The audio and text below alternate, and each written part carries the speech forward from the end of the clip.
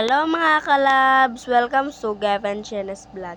Kanadang adlaw mga kalabs, kay mga tumi sa mga iprindahan nga yuta, kay among pantanawon ang tanom. Dito ra po dahil may mamaho mga kalabs, murang daghan kayo miog dala.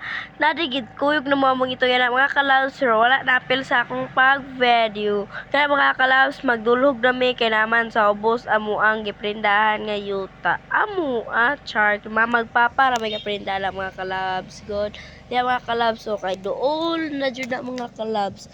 Dool na lang bakla yun. Pag pastangas ito diha mga kalabs, so dool na kayo. Pero pag patangas bitaw mga kalabs, no, lisod pud kay patangas mga kalabs.